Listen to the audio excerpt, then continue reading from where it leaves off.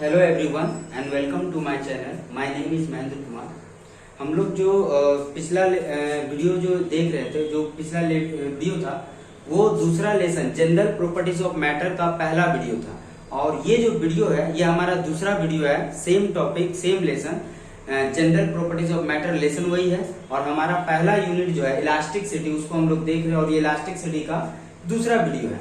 इस वीडियो में हम लोग देखेंगे एक टॉपिक जिसका नाम है स्ट्रेस। ठीक है, स्ट्रेस जनरली हम लोग इंग्लिश में ज्यादातर यूज करते हैं टेंशन के लिए। ठीक है, कि बहुत स्ट्रेस में, मतलब कोई आदमी बहुत ज्यादा टेंशन में दिखता है तो बोलते हैं, बट साइंस में स्ट्रेस का वो मीनिंग नहीं। साइंस में स्ट्रेस क्या है और इसके टाइप्स क्या है, इसके बारे में हम लोग यहाँ देखेंगे।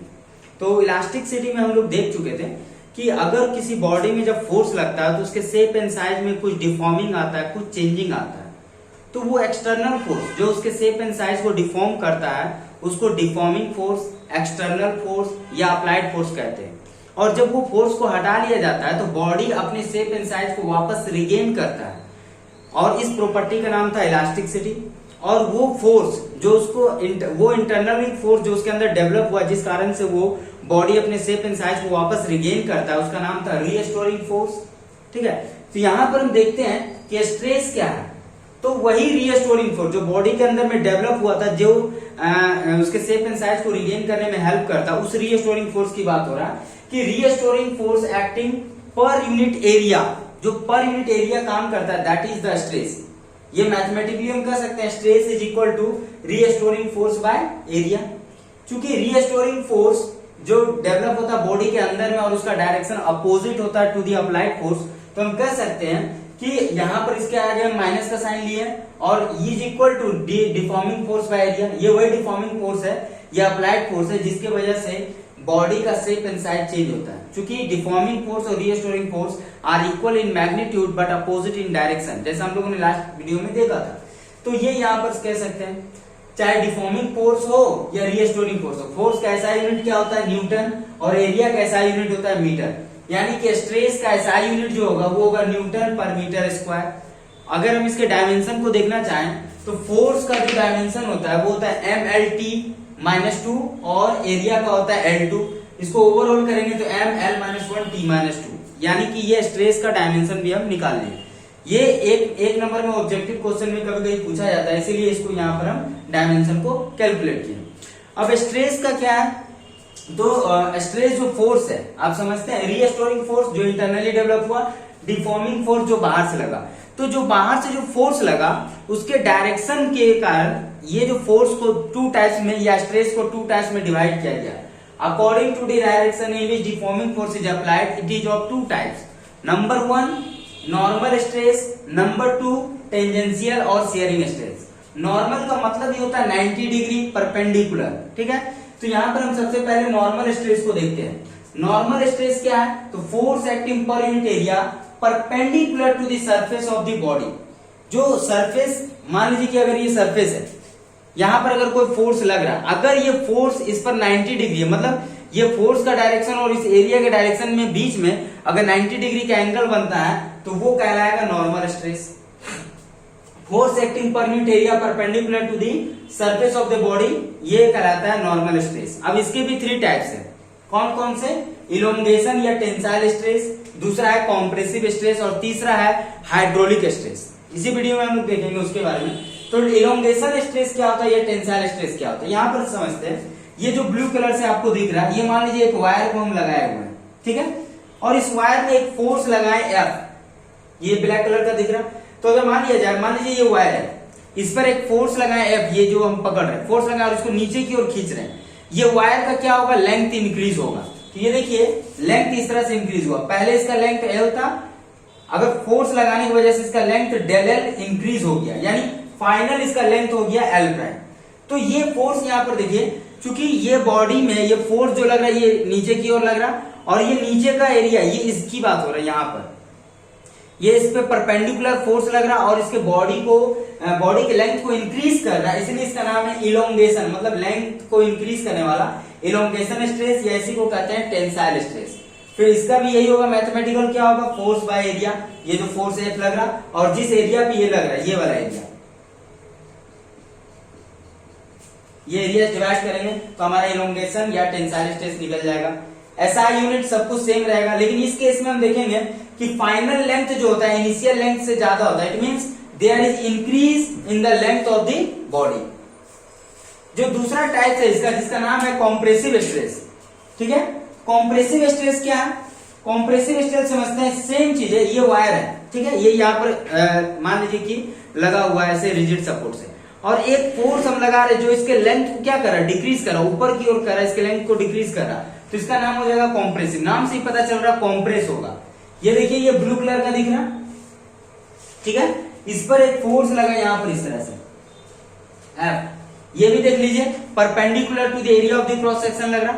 अगर ये वायर है और यहाँ पर हम फोर्स लगा रहे हैं तो ये क्रॉस सेक्शन पे ये परपेंडिकुलर लग रहा है, और ये इसके लेंथ को क्या कर रहा है, डिक्रीज कर रहा है। ये पहले इतना था, बाद में इतना हो गया, लेंथ डिक्रीज हो गया, इसलिए इसका नाम है कॉम्प्रेसिव। यहाँ पर देख लीजिए पहले लेंथ था L, बाद में हो गया L प्राइम। L प्राइम छोटा है, यहाँ से देख के भी आप कह सकते हैं कि L prime is less than L, यानी यहाँ पर length of the body decreases या length of the wire is decreases. यहाँ पर से आप कह सकते हैं L prime is equal to L minus del L, और यहाँ पर से कह सकते हैं L prime is equal to L plus del L, यानी यहाँ पर लेंथ इंक्रीज हो रहा, यहाँ पर लेंथ डिक्रीज हो रहा। ये दो टाइप्स है, इसका तीसरे टाइप्स को भी देखेंगे, आप स्क्रीनशॉट ले लीजिए।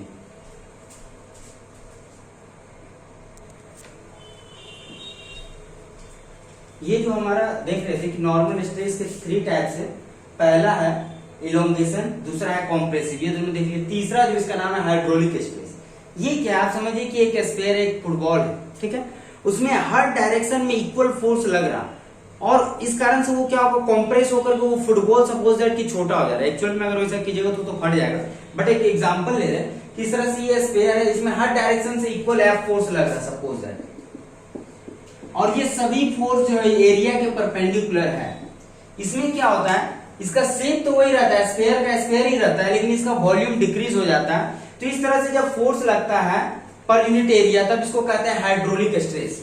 इस केस में आप देख सकते हैं हाइड्रोलिक स्ट्रेस भी होता है force by area. There is decrease in volume but no change in shape. इसके शेप में कोई चेंजिंग नहीं आएगा, बट वॉल्यूम चेंज हो जाएगा। यहाँ पर से आप कह सकते हैं V जो है ये पहले का वॉल्यूम था जो बहुत ज्यादा था, बाद में कितना हो गया V प्राइम, कितना डिक्रीज हुआ डेल V। अगर इन दोनों को जोड़ देंगे तो फाइनल वॉल्यूम उनको मिल जाएगा, है ना, जो कि फाइनल तो सॉरी फाइनल वॉल्यूम तो यहाँ V प्राइम है, इनिशियल वॉल्यूम था V, फोर्स लगा, इसका वॉल्यूम ये छोटा हो गया, ये जो डॉट वाला दिख रहा है ये फोर्स लगने के बाद छोटा हो गया, ये इतना इसमें डिक्रीजमेंट आया डेल्टा V का, ये डेल V का, तो ये यहाँ पर से आप देख सकते हैं। तो ये हमारा हाइड्रोलिक स्ट्रेस हुआ। जो हम लोगों ने भी देखा ये नॉर्मल स्ट्रेस देखा, हमने बताया stress force acting per unit area is the stress. There are 2 types of it. पहला का नाम था नॉर्मल स्ट्रेस, दूसरा का नाम था शियरिंग स्ट्रेस। नॉर्मल स्ट्रेस के 3 टाइप्स है, पहला इलोंगेशन स्ट्रेस, दूसरा कॉम्प्रेसिव स्ट्रेस और तीसरा हाइड्रोलिक स्ट्रेस। अब नॉर्मल स्ट्रेस के अलावा एक और था जिसका नाम है शियरिंग स्ट्रेस। इसका स्क्रीनशॉट लीजिए, शियरिंग स्ट्रेस देखेंगे, लास्ट टॉपिक।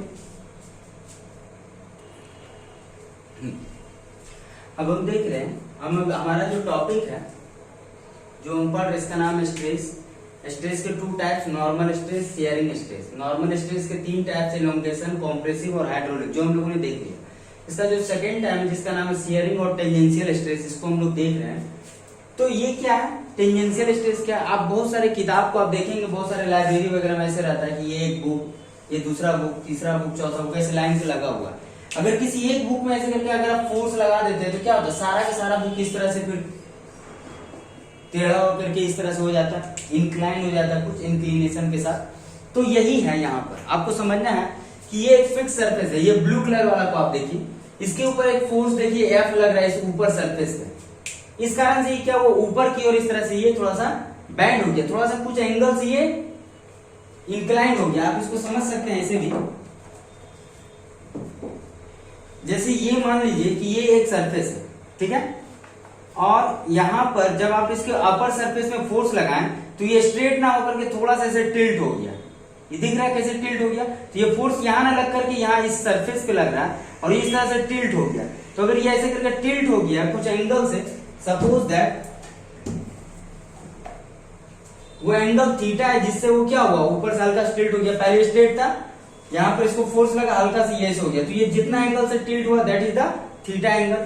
तो यहाँ पर शियरिंग स्ट्रेस या टेंजेंशियल स्ट्रेस क्या है, तो it is defined as a ratio of the force acting on the upper surface of the body and area of the surface. मतलब यहां पर ये फोर्स काम कर रहा है और ये जो एरिया, ये जो एबीसीडी पे जो एरिया पे लगा ये फोर्स, इन दोनों का रेशियो ही हमारा टेंजेंशियल स्ट्रेस देगा। यहां पर आप कह सकते हैं कि यहां पर जो फोर्स और एरिया का बीच जो एंगल है वो 0 या 180 डिग्री है, क्योंकि एरिया भी देखिए ऐसे करके है और फोर्स भी इसके साथ साथ लग रहा है, तो पैरेलल ही लग रहा है। एक तरह से कह सकते हैं 0 180 से ज्यादा बेटर रहेगा कि आप पैरेलल लिख दें कि दोनों पैरेलल ही है। और यहाँ पर जितना एंगल से ये स्ट्रेस हो रहा है वो थीटा है, जिसको शेयरिंग एंगल भी कहते हैं। क्या है? तो ये tangential stress equal to force, ये फोर्स जो लग रहा है अपर साइड में एबीसीडी। ये था आज का टॉपिक स्ट्रेस। ठीक है, अगले वीडियो में हम लोग स्ट्रेस के बाद स्ट्रेन के बारे में देखेंगे। Thanks for the watching, thank you.